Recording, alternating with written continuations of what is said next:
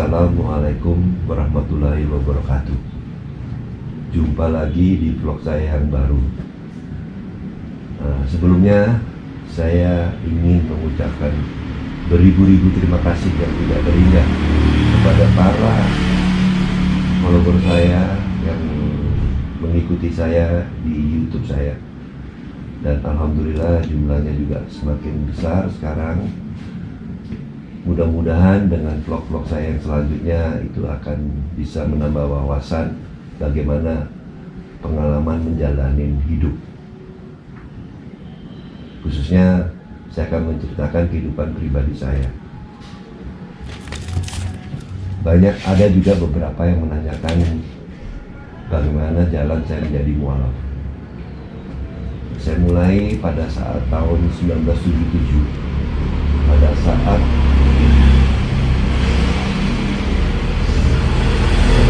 waktu itu saya syuting Balada Dua Jagoan yang disutradarai oleh almarhum Rizka. Karena di dalam satu adegan saya harus melaksanakan sholat. Saya bilang sama Bang Tris waktu itu, "Bang, saya non muslim." Gak apa-apa. Saya bilang, gak apa-apa, ini hanya untuk menunjukkan bahwa tokoh ini adalah seorang muslim. Ya udah, saya jalanin hanya ayat yang terakhir pada saat mengucapkan assalamualaikum ke kanan, assalamualaikum ke kiri. Dan kebetulan yang menjadi bapak saya adalah Raden Mukhtar. Mungkin secara pribadi saya berpikir bahwa merasakan suatu naluri bahwa mungkin ini jalan hidup saya, mendapatkan hidayah dari Allah. Setelah itu saya kembali lagi melaksanakan syuting selanjutnya sampai saya ngomong segala macam. Pada saat tahun 80 saya mulai tertarik untuk mempelajari Islam. Dan kenapa saya tertarik dengan mempelajari Islam? Saya melihat orang wudhu. Di sana saya lihat orang wudhu, terus saya tanya, oh, jadi untuk menghadap kepada Sang Pencipta kita bersih secara jasmani.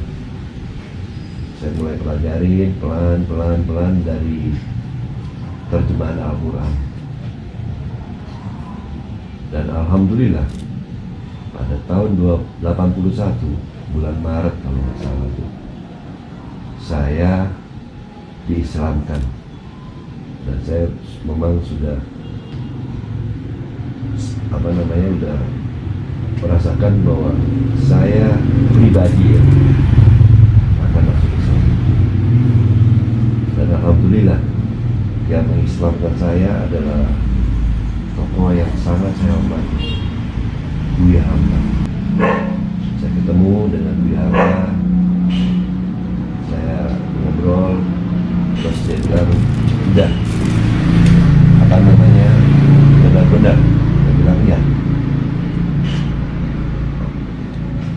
Nah, pada saat itulah saya mengucapkan 2 kalimat syahadat. Dan pada saat itu juga saya merasakan satu kebanggaan yang tidak akan terlupakan selama hidup saya. Nanti pada saat juga nanti saya akan dipanggil. Saya dicium oleh Buya, hanya saya aja. Itu kebanggaan buat saya. Saya dipeluk, dicium. Dia bilang, kamu baca nanti Al-Ikhlas. Kamu tahu? Belum, saya bilang gitu. Kamu pelajari Al-Ikhlas itu apa? Jadi pada saat itu saya setelah diislamkan sama Buya Hamka almarhum, saya diberi nama sebagai seorang muslim. Saya diberi nama Abdul Hadi. Dan dia katakan, apa artinya Hadi? Yang diberi petunjuk. Alhamdulillah sampai sekarang tetap nama saya Jos Rudi Abdul Hadi. Saya dibawa ke Masjid Al-Azhar waktu itu. Saya dibikinin satu piagam bahwa saya sekarang sebagai seorang muslim. Alhamdulillah sampai sekarang saya tetap sebagai seorang muslim. Dan kejadian-kejadian setelah saya masuk muslim segala macam itu pernah saya diundang oleh satu talk show yang pembawa acaranya Dorce Gamalama.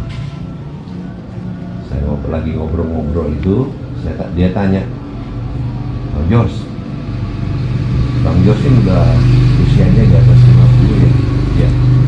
Kenapa sih mukanya kok kelihatan awet muda?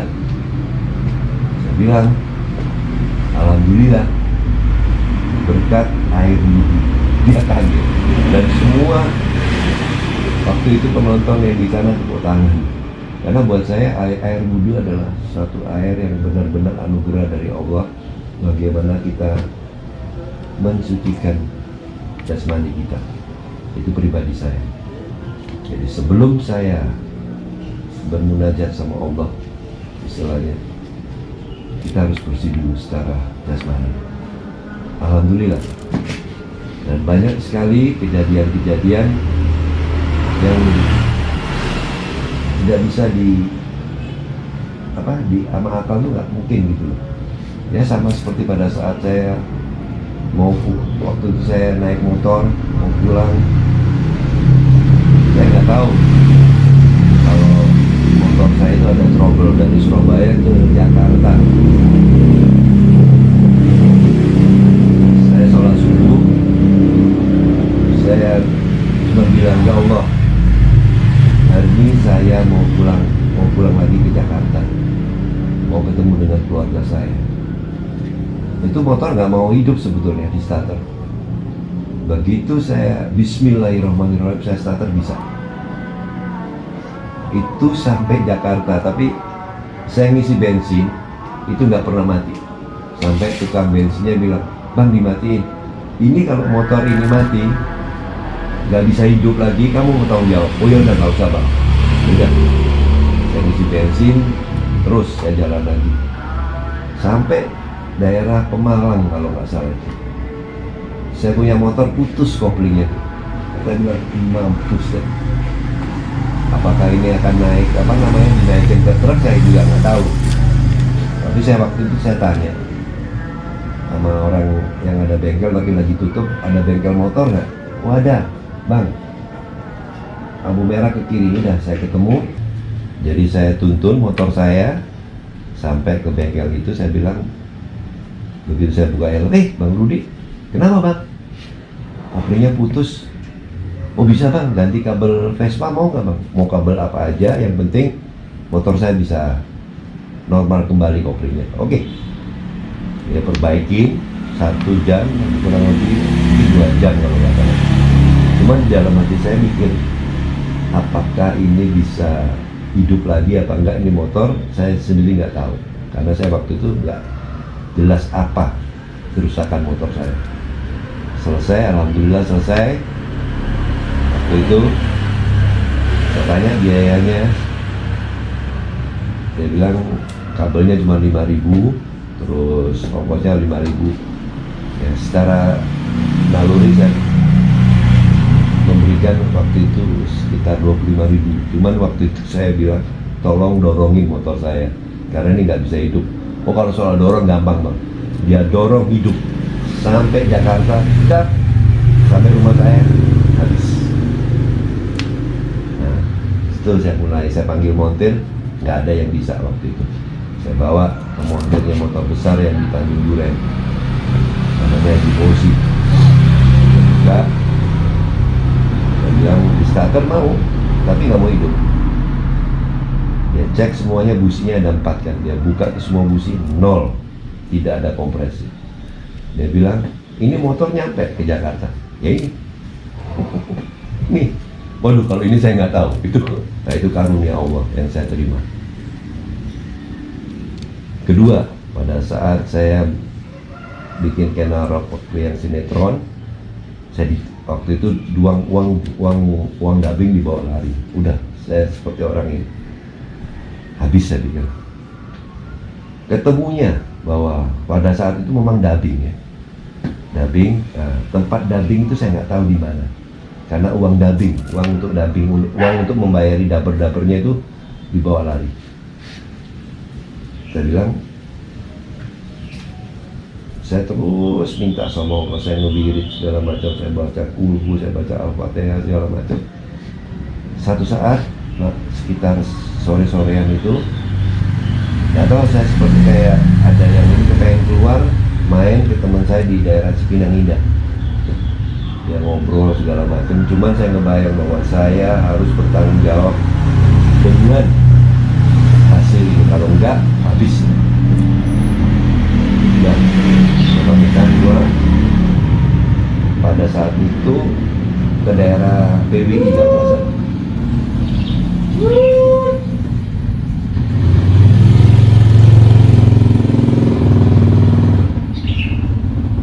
Daerah PWI yang di Cipinang juga. Tiba-tiba saya disuruh berhenti di tempat yang dulu saya pernah datang, itu memang studio. Berhenti. Saya dengar aja, berhenti. Saya berhenti, saya turun, saya ketemu dengan manajernya. Saya lupa namanya. Dia bilang, Bang Josude, apa kabar? Baik, lagi pusing nih. Pusing gimana sih? Itu Ken Arok lagi dubbing, nggak pernah ditengok, ketemu itu bareng. Jadi benar-benar karunia Allah diberikan kepada saya. Setelah itu saya perbaikin semuanya. Ya, mengenai biaya saya nggak bisa bilang. Alhamdulillah bisa terlaksana lagi dan bisa tayang. Kalau nggak sampai tayang waktu itu, saya harus mengganti kan, kalau nggak salah 1,3 tahun 2001. Alhamdulillah semuanya beres, karunia Allah yang saya terima. Selain saya muslim segala macam, ada teman-teman saya seperti Berry Prima, dia juga mualaf sama seperti saya. Dan Berry Prima juga alhamdulillah dia kalau nggak salah sudah naik haji. Satu sahabat saya, dua sahabat saya yang bernama Randy Pradana, dia juga seorang mualaf. Dia tahun 93 masuk mualaf. Randy Pradana pemegang peran Brahma Kumbara sama dengan saya. Jadi di dalam hidup ini saya bilang bahwa saya melaksanakan apa yang dikatakan dalam Quran, bagaimana menjalani sebagai seorang muslim. Hanya itu aja, tidak lebih, tidak kurang. Jadi saya bertanggung jawab kepada Allah, hanya itu aja. Jadi saya nggak mau istilahnya hidup itu yang gimana ya, udah jalanin aja hidup dengan secara wajar, tidak sombong, tidak menyakiti orang. Dan bagaimana kita ngikutin akidah-akidah daripada Islam. Insya Allah saya bilang bahwa kalau kita menjalankan seperti itu, alhamdulillah sampai umur saya yang sekarang ini, di tahun ini saya sudah mencapai angka kembar 66. Diberi kesehatan, ya, diberi kehidupan yang normal oleh Allah. Alhamdulillah. Mudah-mudahan pengalaman ini menjadi suatu hal yang buat mereka-mereka yang menonton saya tidak ada maksud apa-apa, hanya mengatakan ini kehidupan pribadi saya sebagai seorang muslim. Terima kasih. Assalamualaikum warahmatullahi wabarakatuh. Jangan lupa subscribe, like, komen, dan share.